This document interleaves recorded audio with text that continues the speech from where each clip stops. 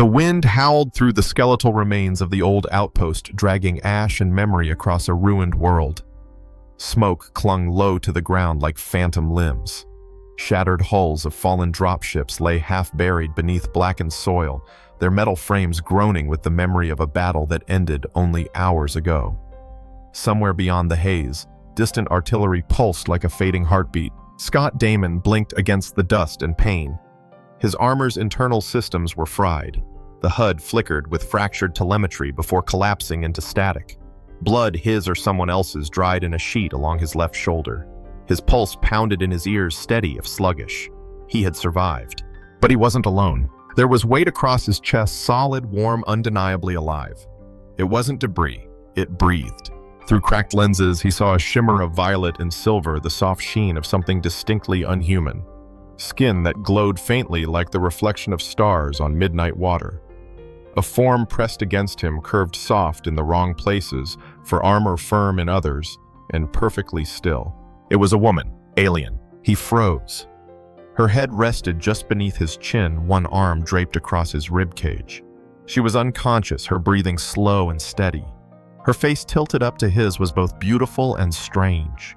Six-lidded eyes closed, faint bioluminescent tendrils fluttering across her temples, mouth parted slightly in the stillness of sleep. She was draped over him like she belonged there. He didn't move, didn't speak, didn't breathe too loudly.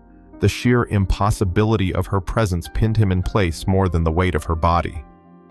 She wore no visible insignia, no armor, just a light fabric torn and stained from whatever carnage she had come through. There was something ceremonial in the pattern of her garment, though now it clung to her like wet silk. Her skin where it touched his was feverishly warm. Scott stared into this gray sky, waiting for a drone or rifle to end this surreal moment. But nothing came, only silence and heat and the slow realization that they were the only living things in this crater of death. The absurdity landed slowly. Somewhere in the recesses of his battered mind, something soft cracked open. A moan. Quiet. Her body shifted slightly. She stirred, pressing closer without waking. He could feel the rhythmic thrum of her pulse near his sternum, felt how it danced in synchrony with his own. Her temperature flared again. It wasn't random. It was adaptive. She was using him, his body, as a thermal source. It was instinct. She shifted again unconsciously, curling a leg over his sighing. Her scent, faintly metallic, but tinged with something like crushed leaves, and ozone filled his nose. Her warmth seeped into him, not just physically, but emotionally, like fire through snow. His thoughts scrambled. He had been trained for this first contact combat exposure loss. He had not been trained for this. Then abruptly, her body tensed. Muscles coiled under velvet skin. Eyes snapped open, all 6 pupils contracting like solar flares. She stared up at him with an intensity that froze the breath in his lungs. They didn't speak. There was no shared language, but something passed between them. Recognition. She recoiled, but not with fear, more like embarrassment. Her limbs untangled from his, and she moved back with a grace born of bone-deep discipline. Her hands hovered midair as if she feared she'd broken something sacred. A flicker of light passed across her temple, and for a moment her skin pulsed with patterns he couldn't understand. Not a display, not communication. Emotion, regret, shame. She touched her own collarbone gently, then pointed to the spot on his chest where her head had rested, a universal gesture of apology. Then with effort, she lowered herself back to the ground beside him, this time deliberately distant, but still facing him, still breathing in sync. They lay there for minutes, 2 survivors of opposing sides, possibly opposite species, stranded among wreckage and silence. She reached a hand toward him, slow and without tension, and placed it palm up in the dirt between them. An offering. He blinked once, then twice. He could shoot her. He could radio for evac and hope someone answered. He could wait to die. Or he could do the unthinkable. He reached out and placed his fingers in hers. A spark, literal not imagined, flared at the point of contact.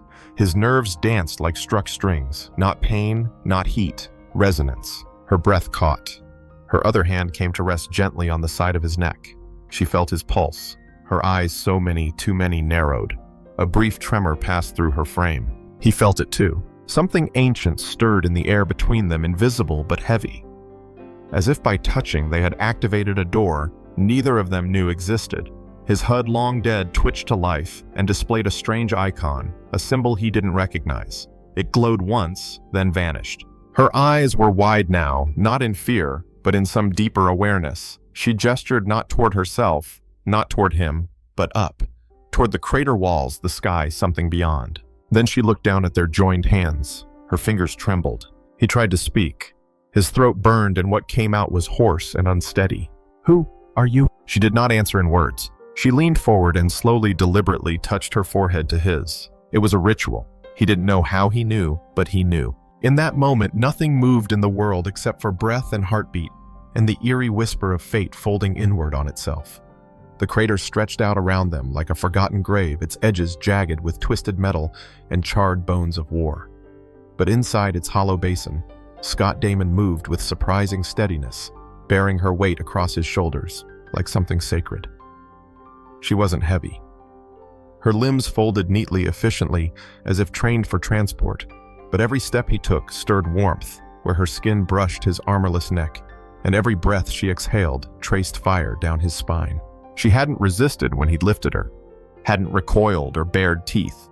Her 6 eyes remained half-lidded, observing, calculating, but not hostile. There was trust in that silence, or perhaps resignation. Either way, it bound them. The landscape beyond the crater was a battlefield turned mausoleum. Dead drones still blinked in confusion. Singed earth steamed where plasma burns had carved their final insults into the soil. Somewhere distant, a collapsed comms tower groaned in the wind. His boots crunched over glass, stone, and powdered bone. Every few minutes she would shift slightly on his back. Not enough to upset balance, just enough for him to feel the hum of life still inside her. Her skin was hot, not fevered, measured, regulated, like she was adjusting her temperature to match his own. He wasn't sure if it was survival instinct or something more intimate. He didn't ask questions. He didn't have answers himself. By the 3rd hour, the horizon began to change. The skeletal remains of old colonial infrastructure broke the monotony. Storage silos, half sunk in slag and outpost dome, caved inward like a skull. He remembered this area from mission briefings, Sector D7 Omicron, a pre-emergence research site turned battlefield.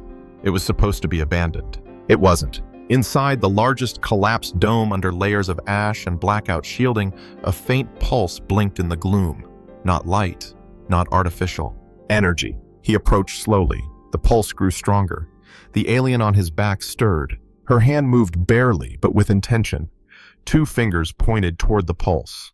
Then her head fell against his shoulder again, body slack with exhaustion. Whatever it was, she needed it. Inside, beneath layers of scorched debris and twisted scaffold, he found the source, a dormant healing pod. Ancient, definitely non-human, built into the remnants of a subterranean chamber. Vines of cracked biometal pulsed weakly along its sides. It still lived, barely. The chamber was quiet, almost sacred. Old symbols etched into the walls blinked like half-remembered prayers. His own heartbeat slowed. She slipped from his arms and stumbled forward, placing one hand on the pod. The moment her skin met the surface, it shimmered and bloomed open, like a flower reacting to heat. The pod released a breath, an actual breath, a soft exhale of sterile luminescent air. He blinked as its petals unfurled, revealing a nested dual structure. 2 compartments. 2 individuals required. Of course. She looked back at him, not pleading, not instructing, just waiting. He stepped forward. Their hands brushed as they climbed inside. The material molded to their forms, liquid, yet firm, adjusting to their unique anatomies. Soft tendrils coiled around their limbs like vines seeking sunlight. A whisper passed through the chamber, no words but intent. Consent. Connection. Consequence. The lid slid shut. Darkness. Then light. A hum began beneath his spine, low, rhythmic, like a second pulse threading through his own. It echoed along his ribs, mapped itself behind his eyes. Her breath, steady and slow, synchronized with his involuntarily. He couldn't see her, but he could feel her. More than just warmth now. Thought. Memory. Suddenly he was elsewhere, her elsewhere. Cold forests of mirrored trees where moons reflected through every leaf. A chorus of 6-voiced song rising from lakes of light. A family faces blurred by the imperfection of translation, but they emanated warmth and weight. Then war, chaos, betrayal. She had been taken. used. He gripped the edges of the pod, but they weren't real anymore. Only sensations, memory as terrain. Her fear swirled inside him. So did something else, her curiosity. Toward him. Toward his refusal to shoot. His quiet resolve. His heat. In return, he felt himself opening. Not willingly, but fully. His childhood on Mars Belt 9. His first mission. The drone explosion that took half his squad. The moment he decided he would rather save one life than obey another blind order. She saw all of it. She accepted it. And then something deeper locked into place. Biological resonance. The pod wasn't healing them, it was fusing them. Their nerve signals tangled. Their DNA patterns sang in parallel. The chamber didn't just mend, it merged. He gasped as something latched into his spine. She gasped back, echoing. Not pain, just intensity. Then another pulse, an emotional spike. From her, a sudden brilliant flare of need. Not sexual, something more primal, protective, urgent. Her body trembled inside its cocoon. He felt it. Her temperature rose again. Then his. The pod responded. Syringes of light threaded between compartments. A spiral of alien code bloomed across their chests, identical in shape. Genetic confirmation. Shared bond. He heard something between language and music inside his skull. Synchronization confirmed. The pod opened. They lay still, breathing hard. Her head rested against his chest again, not from instinct this time, but exhaustion or trust. He reached up, brushing ash from her hair. It shimmered where he touched it. She didn't flinch. From somewhere distant, alarms echoed. A patrol, reinforcements. The war hadn't paused for them, but something inside him had changed. So had she. They sat up slowly, outside the sound of metal against stone. Boots, weapons arming, the enemy or his own kind drawn to the energy spike of the pod. She stood first. Glorious in silence, skin still glowing faintly now, patterned with the same spiral etched on his own chest. He rose beside her, armorless but not unarmed.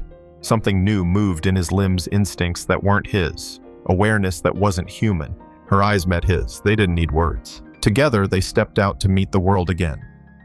They emerged from the ancient chamber into fractured daylight, the ash-laced wind curling around them like smoke from a dying star.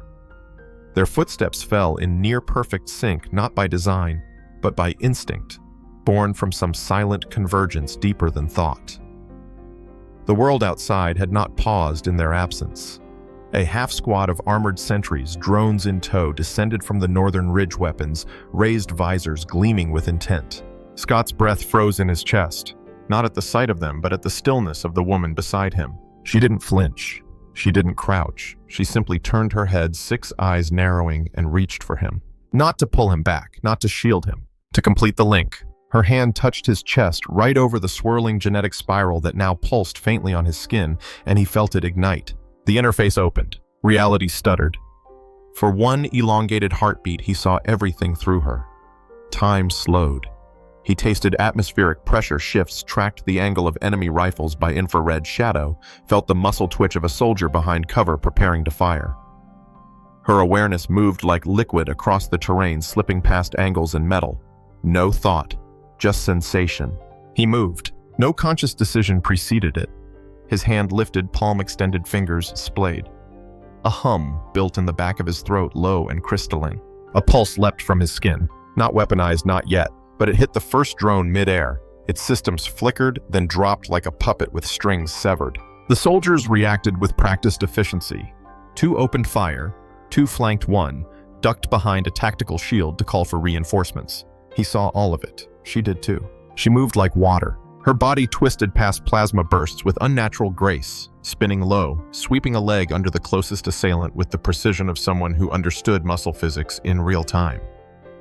Scott followed more than followed. He complemented. Where she turned, he pivoted. Where he blocked, she struck. Where she stumbled. Only once he caught her wrist mid-fall and redirected her momentum into a vaulting kick that sent another enemy sprawling. The last rifle raised. They didn't speak. They didn't need to. He braced. She vaulted. Her feet pushed off his shoulders and she arced upward, landing behind the soldier in a single motion. The man dropped without sound. 5 seconds. The entire encounter had taken 5 seconds. Their breathing was synchronized, rapid but controlled. Scott's fingers flexed. Something trembled under his skin, electric but organic. Not adrenaline. Not entirely. Something was changing. She tilted her head, examining him not just with eyes, but with a sense that transcended vision. She touched his forearm, then stepped back. Her fingers moved in the air, not language, but intention. Symbols, patterned gestures. He understood them. The link hadn't just fused senses, it was mapping language. Not words meaning. The symbols unfolded in his mind like petals. You are adapting. Your structure is compliant. We are compatible. The last two soldiers fled. She did not follow. Instead, she walked toward the center of the fallen battlefield. Something drew her. Scott followed without question, drawn not by logic but gravity. Around them, the ruins stirred, energy signatures fluctuated, pulsed. The residual code embedded in the walls seemed to awaken. The fusion hadn't only changed them, it had activated something. An ancient obelisk half buried in slag now glowed faintly. Strange glyphs similar to the spirals on their skin lit up along its face. Scott placed his hand on the surface. It pulsed beneath his palm. His blood responded. He heard a voice, not a voice, but a resonance that crawled into the base of his skull and unfolded. Biological hybrid detected. Genetic integrity stabilized. Designation Seed Class Harmonizer. Interface unlocked. He staggered back. Seed Class. Harmonizer. Not soldier, not species. Bridge. She stepped forward, her hand joining his on the stone. Their touch completed a circuit. The obelisk opened with a hiss of pressurized air and light. Inside armor. Not ordinary. This was alive. It crawled out like ivy spun of light, wrapping their limbs in symmetrical plating that gleamed in silver and violet hues. Where his pulse beat, the armor glowed. Where her breath passed, the edges shimmered. A matched set made for two made from them. He stood tall now, taller, stronger. The HUD inside the helm wasn't human, but it understood him. Read his vitals synced with her breath. When she moved her hand, his interface responded. They were a single system. Outside the ruins, more drones approached, larger, carrier class. He felt her inhale beside him, and then they ran. Through smoke and fire, through bursts of railgun fire and mine-dotted corridors, they moved not like two entities, but a single starborn rhythm. The armor translated their thoughts into action, their movement into power. Her mind watched every angle. His instincts filled in the gaps. He broke barriers. She flowed through them. Together they were unpredictable. Together they were terrifying. The enemy's tactical AI couldn't adjust fast enough. It began to misfire. Friendly fire increased. Collateral coordination broke. The system tried to recalibrate, but Scott felt it through the link. She was in their code. Every touch she had made on their skin, every resonance from the healing pod had translated not only into physical bond, but access. Her biology wasn't just compatible, it was superior, and now it was inside him. Their final stand was atop the fractured spine of an old terraforming relay, a broken antenna still sparking against the storm. The last wave descended in the shape of hybrid infantry and hunter mechs hundreds strong. Scott inhaled. She stepped beside him. Then their fingers laced. No words, just light. The moment their palms met, the ground trembled, and the battlefield changed. The tremor that rippled outward from their joined hands was not seismic, it was resonant. The kind of vibration that made matter question its form. Old steel groaned, broken satellites blinked online for the first time in decades, and ancient AI nodes, long dormant, flared with sudden, inexplicable awareness. Across the battlefield, the oncoming forces faltered, not from confusion, from interference. Scott blinked as layers of data flickered behind his eyes, information not his own. Tactical overlays mapped enemy units, but not in the cold blue of military heads-up displays. These were alive. They breathed. The overlays shimmered with pulses Thermal's intent. He could feel each enemy not just as a threat, but as a pattern in a larger system. Beside him, she spread her arms and opened her mind. He felt it as a ripple through his bones. She wasn't just watching the enemy, she was touching them. Not physically, but algorithmically. Her consciousness braided into theirs, unwinding the tight knots of machine loyalty. Where she touched, targeting arrays scrambled. Command directives bent. Inhibitions softened. It wasn't code she used. It was empathy weaponized. Scott stepped forward. The armor responded to the shift in his mood, reshaping the gauntlets with threads of luminous plating. Each pulse of his heart powered the exoskin, and where his feet touched ground, the soil fused to diamond glass. The first wave of hunter mechs opened fire. He didn't duck. Instead, she mirrored him from behind her hands, ghosting just over his shoulders. The plating along his arms flared, her influence hardening it, her intention guiding his response. He lifted his palm and absorbed the first volley like a black star pulling in light. It fed the armor, powered it. Then he gave it back. A single push. Not a beam, not a bullet. A wave. The energy refracted through their joint resonance, bent across the field like a liquid mirror warping air and light.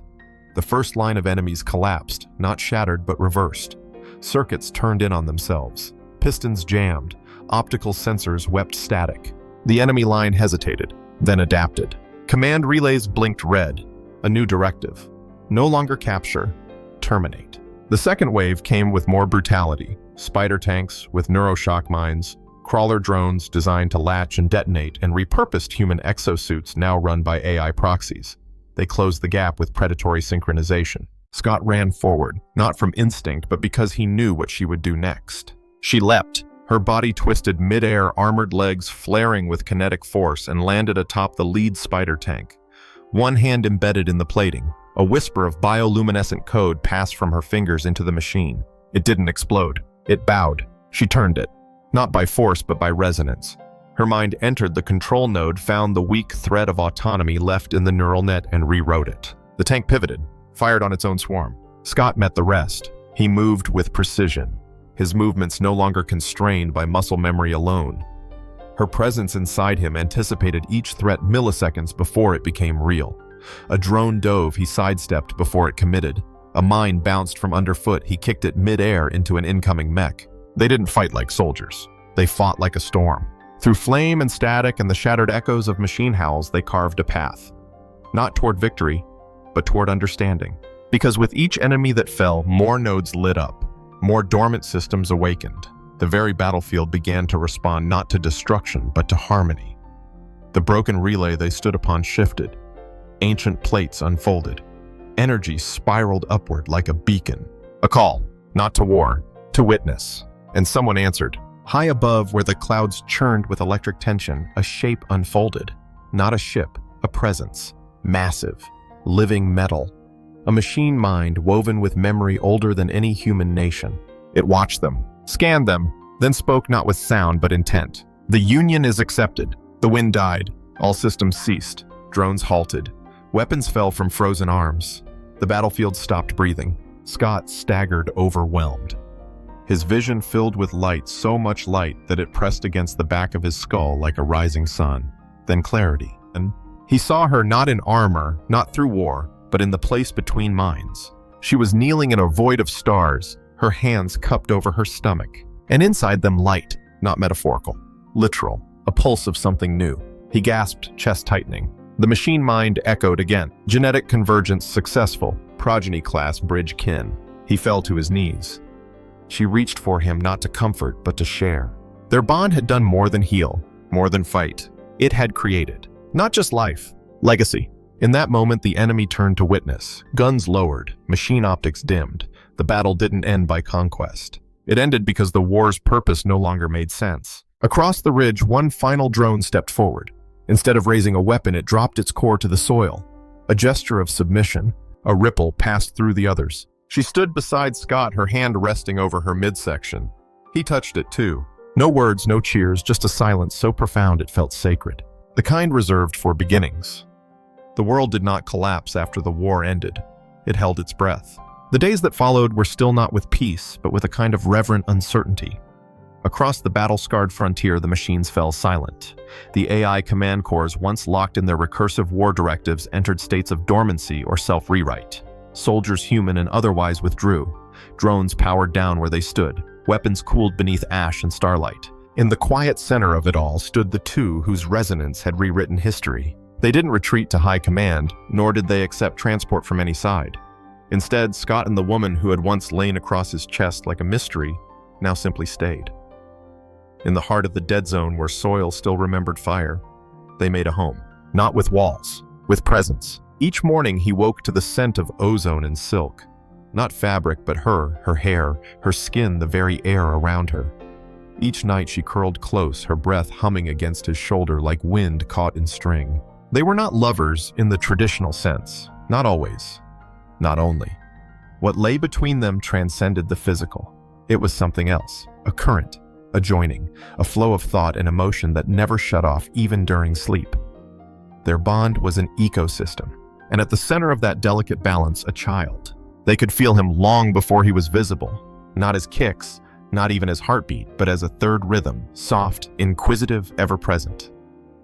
He responded to emotion like a mirror. When Scott felt fear, the pulse flinched. When she felt joy, it danced. The machines called him Bridgekin. The term stuck. As her pregnancy progressed faster than humans, slower than Velari, it became clear that the child was more than hybrid. He was the resonance made flesh, the harmonizer of polar codes. Human DNA and Velari neurogenetics coiled together in perfect double helix rhythm, wrapped around something neither race could name. Something new, and the world noticed. First came the observers, scientific drones from both factions floating like metallic dragonflies at the edge of their sanctuary. Then envoys, diplomatic caravans. Not to reclaim territory, but to request audience. Not to interrogate, but to listen.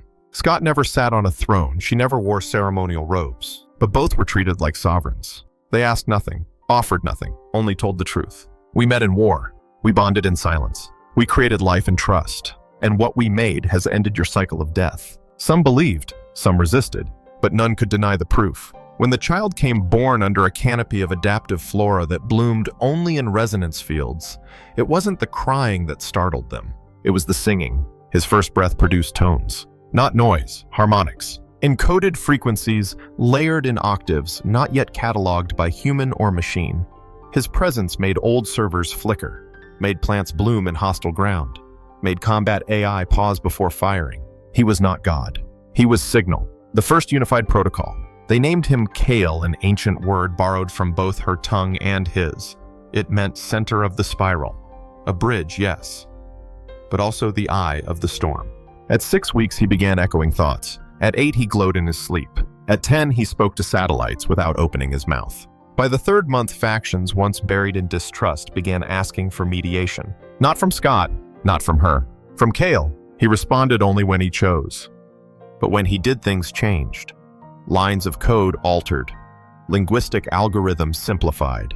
Entire translation engines revised themselves after hearing his voice. He was not born with power. He was born with influence. The kind no weapon could generate. The kind no doctrine could contain. Some feared him, called him anomaly, threat, deviant. Others saw salvation, but none could deny what he had done. The Velari High Matrons disbanded their ancient defensive protocol systems.